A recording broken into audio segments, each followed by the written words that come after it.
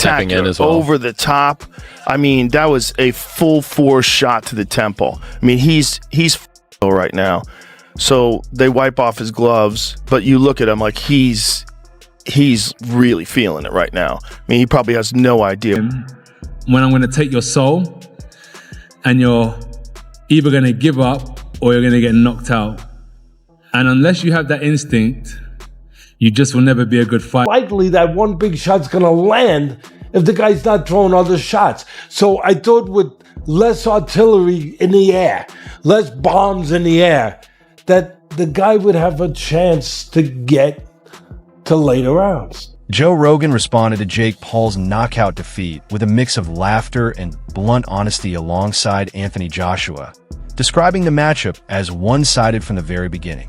He pointed out that Paul is accustomed to facing retired boxers or fighters from other disciplines, not a true heavyweight with an Olympic background. Rogan emphasized that Joshua operates at an elite level and competes well above Paul's natural weight range. From a realistic boxing standpoint, he said the ending was predictable long before the opening bell, and the result merely played out what most had already expected. Well, realistically, it's one of the craziest propositions of all time. You take a guy who just had a boxing match that looks like a sparring match with a 58-year-old Mike Tyson, and then you're going to fight one of the absolute scariest knockout artists in the head. Following the bout, Anthony Joshua delivered a blunt post-fight message, suggesting that the knockout may have actually spared Jake Paul. He explained that if the fight had gone on, the damage would have continued to accumulate both mentally and physically. According to Joshua, the early stoppage prevented the situation from becoming far worse, and likely saved Paul from taking even more punishment in the ring. It's not just physical, it's psychological. And when you understand the psychological warfare, I did say to you is that, Jake, what's going to happen? I'm going to see a time when I'm going to take your soul, and you're either going to give up or you're going to get knocked out. And unless you have that instinct...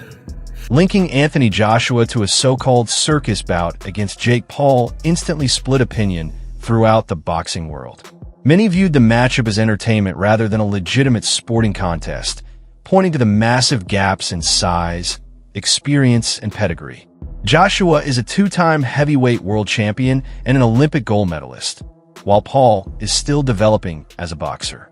To critics, the fight felt designed for attention and numbers instead of competitive integrity, which is why it was widely labeled a spectacle rather than a true challenge. Following the knockout that left Paul with a broken jaw, Simon Jordan reacted strongly, arguing that the event did real damage to boxing's credibility. Industry, because straight after the fight, I heard the question being posed to Joshua, will he now fight Fury? And then my first thought was, after what I've seen, who cares? After that, who cares if Joshua fights Fury? I like Anthony Joshua immensely, Spencer. Any exchanges I've had with him, I think he comes across terrifically well. But I fail to see where it's taken him, other than hugely increasing his bank balance. You know, I really fail to see what this has done. Well, it's done nothing, but he was going to fight in November, like I said, and he's just gone in there against Jake Paul. What has it done for his legacy? Absolutely zero.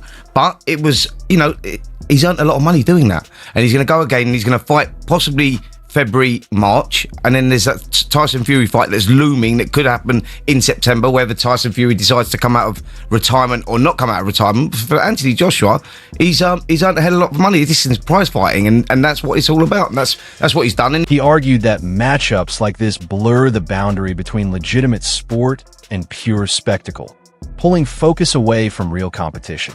Jordan pointed out that Joshua has already secured both generational wealth and a lasting legacy, meaning he has no need to pursue novelty bouts.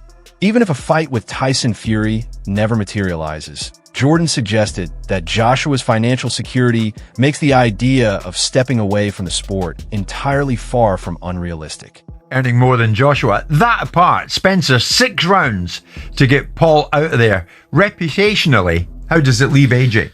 Well, thankfully, it didn't go to points, because I think that would have been a disaster for Anthony Joshua. I think that he needed to get the job done inside the distance. you know, and he done it. Look, he could have done it at any given point. I think that he could have cut the ring off whenever he wanted to and got Jake Paul out of there. He took his time on that. He allowed Jake Paul to run around like a rabbit and throw the occasional shot from time to time. And I think he only landed one clean punch, didn't he, Anthony Joshua? And that was the one that broke his jaw in 2 places. But I mean, you said, did you not, to us in this very studio the other day, he's got to get him out of there in round 1. I did. Otherwise, what are we seeing? Exactly that, you know, and I think what we saw there was a little bit of entertainment, and that was pretty much it. But not entertainment that many people enjoyed. If I'm honest, I think that people wanted to see a demolition. Joe Rogan praised Anthony Joshua's combination of speed, athleticism, and fight-ending power.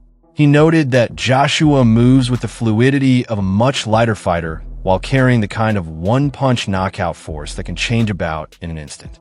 Rogan described him as a nightmare opponent, explaining how quickly Joshua can close distance and shut down exchanges.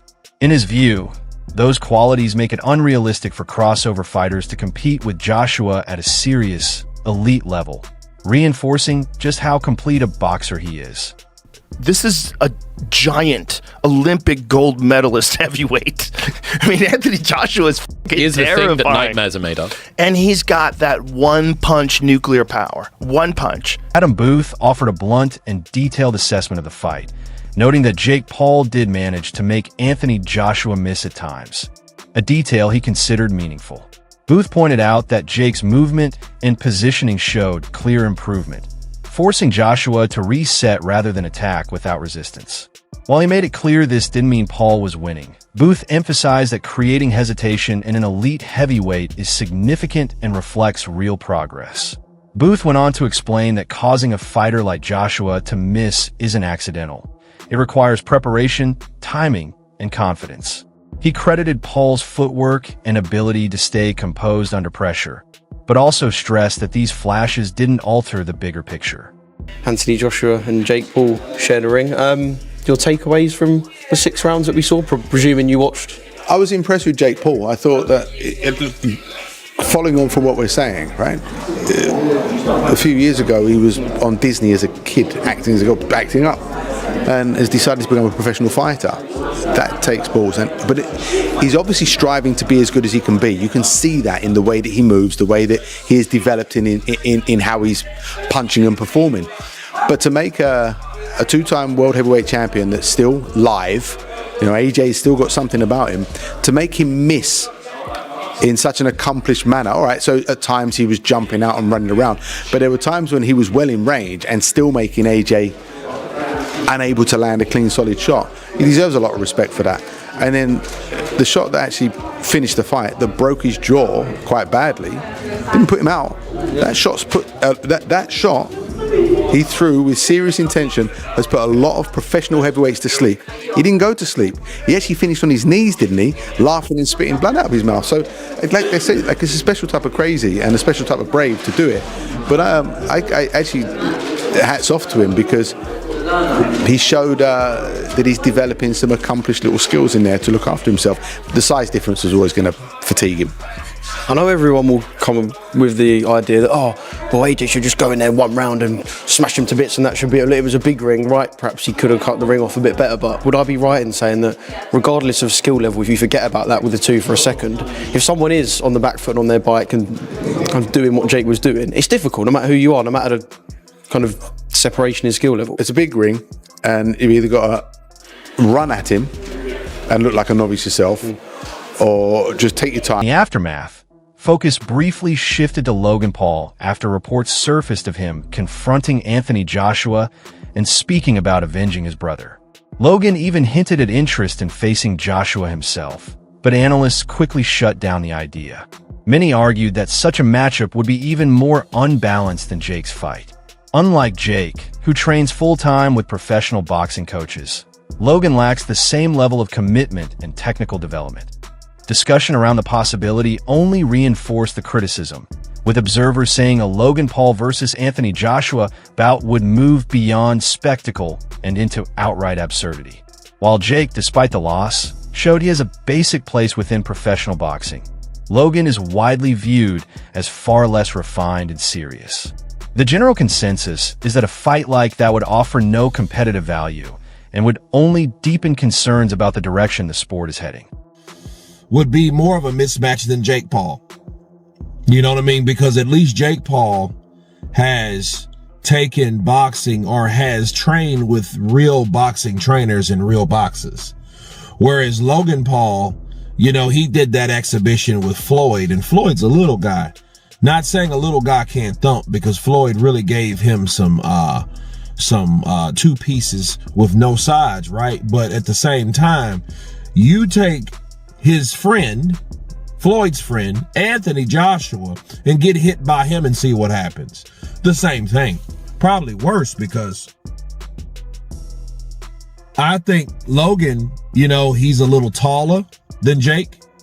And because he's a little taller than Jake, he may think he's a little stronger than Jake. Which I don't know which one's true or not. I don't think it makes a difference. But because he may feel that way, he may want to go in there and try to bang it out with AJ. And if that happens, it's going to be a lot quicker. See, that 6 rounds it took AJ to finally catch Jake. It took that way because Jake was on that bicycle, moving, being elusive, trying to come in and then come out. He tried to do a very poor man's Alexander Usyk, right? And it didn't work for him. Logan ain't going to do that. Logan's going to come in throwing punches and bunches like he did with Floyd, trying to get him in there and, you know, do all this stuff. And what's going to happen as soon as AJ lines him up, sets his punch, he's going to hit Jake and he's going to break Jake down. Gashano Molly analyzed the aftermath of the fight by focusing on Jake Paul's mental approach going into the bout. He explained that the confidence and trash talk Jake displayed beforehand were often misinterpreted by critics. According to Molly, that mindset was necessary for Jake to mentally prepare himself to face a 2-time Olympic champion. He emphasized that belief and positive self-talk are crucial when stepping into the ring against overwhelming odds, even if the outcome doesn't go your way. Molly added that without that psychological edge, Jake likely wouldn't have been able to function under the pressure at all. While the defeat was decisive, he argued that Jake's approach reflected an understanding of the challenge and highlighted just how demanding it is, mentally as well as physically, to face a fighter of Anthony Joshua's caliber. Jake was shooting double legs too. Shooting double legs, nice duck ones, unders. with ankle picks, duck unders. But dude, God, I see so much people talking shit on the fight, which, dude, what the fuck did they expect? Like, Jake was hyping himself up, saying he's gonna win. Dude, that's self-belief. He needed that to go in. He needed that to get himself into the ring. You know what I'm saying? He just needed that. What do you think about the sticking that tongue out? Dude, he's a showman. This is a fucking YouTuber that switched to pro boxing. Yep. And he's fighting Anthony fucking Joshua. He made $90 million, $7.5 million per minute. Nate Diaz says that boy don't work hard enough. This girl in the UFC said Jake Paul shot more double legs in boxing match than I did in my UFC career. Ryan Garcia said he's a runner, he's a track star. Al Germain said this is a clown show. Josh Hammond said, dude, it's like, what did they expect? They expect him to go in there and look like a clean fucking Floyd versus Manny Pacquiao. Two of the, you know what I mean? It's like, what the fuck? You see the aftermath, like his jaw and everything? Fuck. Jake Paul's broken jaw. Jake has to get wired shut for 7 days or something like that. Yeah, like titanium Tim had to do plates. 7 weeks. Yeah, Tim says that was the worst thing he's ever gone through. 7 weeks. Tim broke his jaw in Montana. Tried to go to the hospital. Hospital said the surgeon's out of town. So now he has to. So he's fucking goes like a week without even getting surgery. At least Jake was able to probably get it like next day, that same day. But it's like all the people hating on Jake. It's crazy. Connor said Jake is stupid and will be altered permanently from this bout. I look at it. It's inspiring seeing what he does, because I know how much like he's putting in work. He's doing legitimate fight camps. He's doing sparring. He's doing rounds. He's eating. He's doing everything. Teddy Atlas explained that his expectation of the fight lasting several rounds was rooted in genuine boxing considerations, not any scripted or artificial narrative. He pointed to Anthony Joshua's extended time away from the ring, the knockout loss in his previous outing, and a hesitation that can linger mentally after such setbacks. Atlas noted that those doubts don't disappear overnight, particularly for a fighter who typically takes time to settle into a fight. He also highlighted the larger ring, which allowed Jake Paul more space to move and manage the early rounds. According to Atlas, Paul entered with a legitimate strategy built around mobility and stamina.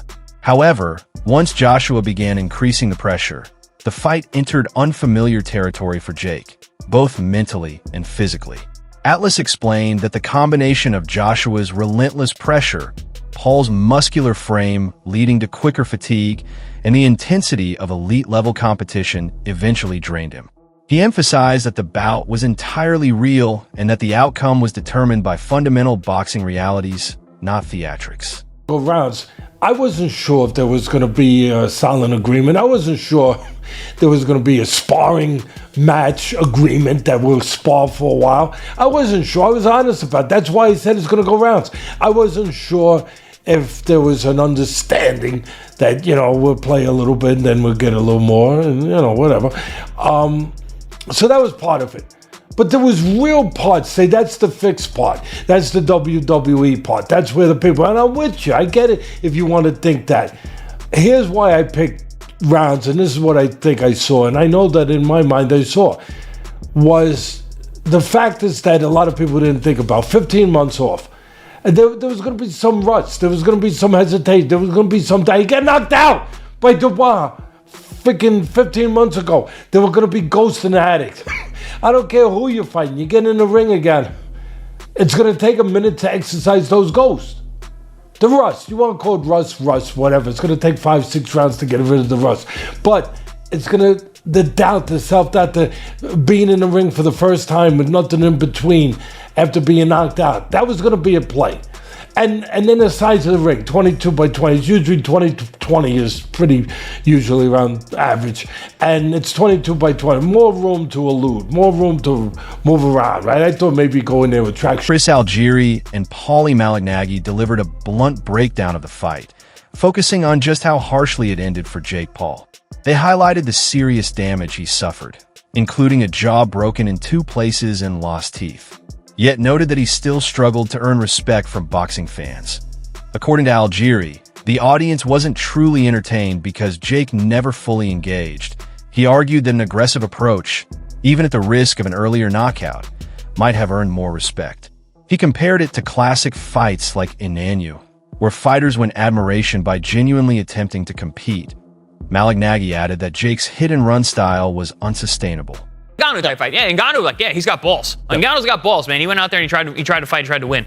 Jake Paul didn't try to win at any point during the fight. He was just trying to survive. And I think that's actually ultimately going to hurt him with boxing fans. Yeah, what do you think, Paulie? I mean, you talked about the in and out kind of style, kind of hits and runs, and you said that A, it runs out your legs. He was exhausted a couple rounds into the fight, and B, it only saved him for so long. He doesn't have the boxing skills to box on the move anyway. Once I saw the big ring, I knew he was going to run for his life. When you're that much of a novice, which obviously it's not even an insult to him, it's just lack of experience. But when you're that much of a novice, you either know how to run for your life or fight all out. You don't have that in between yet. You haven't developed enough of that in between boxing acumen to really pull that off. And so what ends up happening? You're either going to fight your ass off and you'll last a minute. Chris, you're being generous. Round 2, he would have got knocked down round 1 if he would have fought. But at least he would have fought. He would have got the respect of the people and more importantly, the boxing community instead of these clowns that follow him and are still defending him. Now what happens is you didn't get any respect as a fighter. You didn't get any respect as a fighter because you didn't try to fight at all. If he would have, I was watching that through 2-3 rounds. I'm thinking to myself, this guy would do this for 8 rounds if he can. If he can do this for 8 rounds, absolutely not fight at all, absolutely not engage a single time in 8 rounds, he will actually do this. And he'll do it shamelessly. And that's the problem. That's the problem. The shamelessness of his approach to the fight. You're gonna be a fighter, then don't make an ass out of the whole sport, out of the whole business, and out of yourself first and foremost. Because in the end, what happens? You got his jaw broke anyway. So what ends up happening? What's the worst that's going to happen? You're going to get hurt? You're going to get knocked out? You got hurt and you got knocked out anyway. But you just prolonged the inevitable, and you got no respect out of it now. Because nobody's respecting that kind of performance. Nobody's respecting a performance where you were totally content to steal money from everyone. In the end, the outcome felt almost inevitable. A mismatch on paper that unfolded exactly as expected in the ring. Anthony Joshua's combination of size, speed, and one-punch knockout power proved decisive. Meanwhile, Jake Paul displayed moments of improvement, heart, and defensive skill that suggest he is learning, but he is still far from bridging the gap to an elite Olympic-level heavyweight. The aftermath highlights two contrasting narratives. Critics who see crossover bouts as circus spectacles that harm boxing's credibility, and supporters who acknowledge the mental toughness required to step into the ring against a top-level fighter. Whatever your perspective, the result reinforced a fundamental truth experts kept emphasizing: class, experience, and power win fights. That's it for today's video. Stay tuned, and we'll see you next time.